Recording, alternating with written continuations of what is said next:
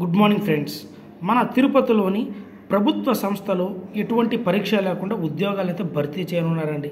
ఈ ఉద్యోగాలకు గాను ప్రతి నెల సుమారుగా 20,000 వరకు అయితే శాలరీ ఇవ్వనున్నారండి. ఈ నోటిఫికేషన్ మనకి ఐఐటి తిరుపతి నుంచి అయితే రీసెంట్గా రిలీజ్ అయిందండి. Indian institute of technology Tirupati నుంచి అయితే వచ్చిందండి. ఈ పోస్టులకు మనం ఆన్లైన్లో మాత్రం అప్లై చేసుకోవాలి, ఆఫ్లైన్లో అప్లై చేసుకోవడానికి కుదరదండి. Inter, degree, PG, BTech education qualification కనుక మీ దగ్గర ఉంటే ఈ అప్రెంటిస్షిప్ పోస్టులకైతే మీరు అప్లై చేసుకోవచ్చండి. ఈ పోస్టులకి ఎటువంటి ఎగ్జాము, అలాగే ఎటువంటి ఫీ, ఎటువంటి ఇంటర్వ్యూ లేదండి. జస్ట్ మన మెరిట్ ఆధారంగా అయితే ఈ ఉద్యోగాలు అయితే భర్తీ చేయనున్నారండి. ఇన్స్టిట్యూట్ హెల్త్ సెంటర్ అండి. క్వాలిఫికేషన్ వచ్చేపటికి జిఎన్ఎం చేసిన వాళ్ళు అప్లై చేసుకోవాలండి. అలాగే ఫిజికల్ ఎడ్యుకేషన్ అండి. ఇంటర్ చేసిన వాళ్ళైతే ఈ పోస్ట్కి అయితే అప్లై చేసుకోవాలి. మ్యాథమెటిక్స్ అండ్ స్టాటిస్టిక్స్ అండి. Diploma in computer science and engineering చేసిన వాళ్ళు అప్లై చేసుకోవాలి. కంప్యూటర్ సెంటర్, దీనికి diploma in computer science and engineering చేసిన వాళ్ళు అప్లై చేసుకోవాలి. Computer science and engineering, diploma in computer science and engineering చేసిన వాళ్ళు ఈ పోస్ట్కి అప్లై చేసుకోవాలి. Civil environmental and engineering, diploma in civil engineering చేసిన వాళ్ళు ఈ పోస్ట్కి అయితే అప్లై చేసుకోవాలండి. పోస్ట్ నేమ్ వచ్చేపాటికి ఫిజిక్స్ అండి. దీనికి బీఎస్సీ ఇన్ ఫిజిక్స్ చదివిన వాళ్ళు అప్లై చేసుకోవాలి. మెకానికల్ ఇంజనీరింగ్ అని, బీటెక్ కానీ బీఈ మెకానికల్ లేదంటే ఈక్వల్గా చదివిన వాళ్ళు ఈ పోస్ట్కి అప్లై చేసుకోవాలి. ఇన్స్టిట్యూట్ హెల్త్ సెంటర్ అండి. బీఎస్సీ నర్సింగ్ వాళ్ళు ఈ పోస్ట్కి అప్లై చేసుకోవాలి.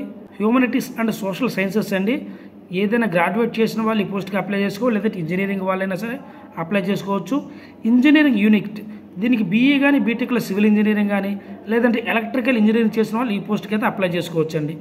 మరి ఎలక్ట్రికల్ ఇంజనీరింగ్, దీనికి బీఈ కానీ బీటెక్లో ఎలక్ట్రికల్ కానీ ఎలక్ట్రానిక్స్ కమ్యూనికేషన్ ఇంజనీరింగ్ చేసిన వాళ్ళు, ఇన్స్ట్రుమెంటేషన్ ఇంజనీరింగ్ చేసిన వాళ్ళు ఈ పోస్ట్కి అయితే అప్లై చేసుకోవచ్చు అండి. సివిల్ అండ్ ఎన్విరాన్మెంట్ ఇంజనీరింగ్ అండి.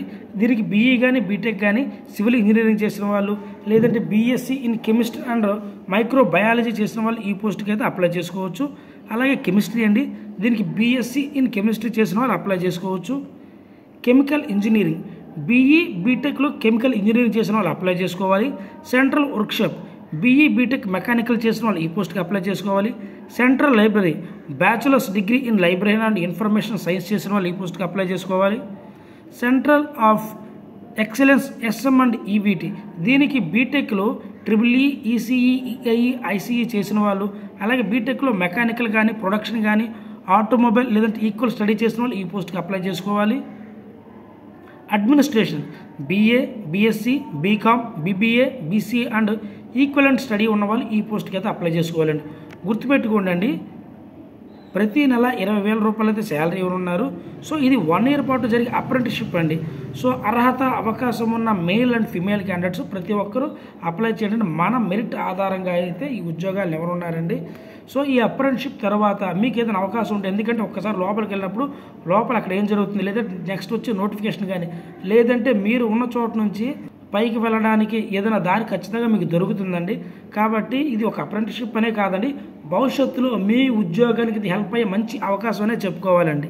మరి ఈ ఉద్యోగాలకి ఎవరైతే అప్లై చేయాలనుకుంటున్నారో వాళ్ళు మొట్టమొదటిగా 10th క్లాస్ సర్టిఫికేట్స్, మీ యొక్క ఎడ్యుకేషన్ సర్టిఫికేట్స్, క్యాస్ట్ సర్టిఫికేట్, అలాగే పీడబ్ల్యూడీ సర్టిఫికేటు, అలాగే photo, identity card, Aadhaar card, medical certificates ఇవన్నీ తీసుకోవాలండి. ఇవన్నీ సెల్ఫ్ అటాచ్ చేసి డాక్యుమెంట్ వెరిఫికేషన్ దగ్గర అయితే సబ్మిట్ చేయవలసి అయితే ఉంటుందండి. మరి ఈ పోస్టులకి ఎలా అప్లై చేయాలంటే దీనికి సంబంధించిన అఫీషియల్ వెబ్సైట్ ఏదైతే ఉందో నేను డిస్క్రిప్షన్లో లింక్ ఇస్తానండి. అందులోకి వెళ్ళి మీరు 1-2 సార్లు చదివిన తర్వాత మాత్రం ఈ పోస్ట్కి అప్లై చేయండి. ఈ పోస్ట్కి అప్లై చేయడానికి లాస్ట్ డేట్ 28 February 2025 అండి. సో ఇందులోకి వెళ్ళినప్పుడు NATS రిజిస్ట్రేషన్ ఉంటుంది. సో మొట్టమొదటిగా రిజిస్ట్రేషన్ అయ్యి, సో అందులో క్లిక్ హియర్ అని ఉంటుందండి. అప్లై చేసుకోవడానికి అప్రెంటిస్ పోస్టులకి దాన్ని క్లిక్ చేసి అందులో మనకు అడుగుతుందండి, మన యొక్క డీటెయిల్స్ అవన్నీ అడుగుతుంది. అవన్నీ మనం ఫిల్ చేసి ఈ పోస్టులకి అయితే అప్లై చేసుకోవచ్చు అండి. గుర్తుపెట్టుకోండి, ఇందులో మీరు సెలెక్ట్ అయ్యారా లేదా అనేది త్రూ ద ఈమెయిల్ ద్వారా మాత్రమే మీతో కాంటాక్ట్ అవుతారండి. డౌట్స్ ఉన్నా కానీ స్క్రీన్ మీద కనబడుతున్నటువంటి మెయిల్ ఐడి ఏదైతే ఉందో, సో ఈ మెయిల్ ఐడితో కాంటాక్ట్ అయ్యి మీ డౌట్స్ అనేవి క్లారిఫై చేసుకోవచ్చండి. ఈ పోస్టులకండి 2020, 2021, 2022, 2023, 2024-25 ఎడ్యుకేషన్ కంప్లీట్ చేసిన వాళ్ళైతే ఈ పోస్ట్కి అయితే అప్లై చేసుకోవచ్చండి. గుర్తుపెట్టుకోండి, పూర్తిగా నోటిఫికేషన్ చదివిన తర్వాత మాత్రమే అప్లై చేయండి. అలాగే జిల్లా కోర్టులో కూడా ఉద్యోగాలు అయితే పడినాయండి. బట్ అది వేరే స్టేట్కి సంబంధించింది. సో అది కూడా మీరు నోటిఫికేషన్ వీడియో చేయమంటే చేస్తానండి, లేదంటే అది చేయనండి. ఎందుకంటే ఓన్లీ వీలైనంత వరకు మన వాళ్ళు అంటే ఏపీ తెలంగాణ వాళ్ళు అప్లై చేసుకునే విధంగా, లేదంటే సెంట్రల్ గవర్నమెంట్ జాబ్స్ మాత్రం ట్రై చేస్తున్నాను. సో వేరే స్టేట్ అయినా పర్వాలేదు కోర్టు జాబ్కి అప్లై చేస్తాము అంటే ఆ నోటిఫికేషన్ కూడా చేస్తానండి. సో ఎవరికైతే ఇంట్రెస్ట్ ఉంటో వాళ్ళు కామెంట్ పెడితే అట్లీస్ట్ ఒక ఇద్దరైనా సరే కామెంట్ పెడితే వీడియో అనేది అప్లోడ్ చేస్తానండి. సో ఈ విధంగా ఈ నోటిఫికేషన్ అనేది మనకు రిలీజ్ అయిందండి. సో ఇలాంటి జాబ్ అప్డేట్స్ కోసం మన ఛానల్ సబ్స్క్రైబ్ చేసుకోండి. Thank you.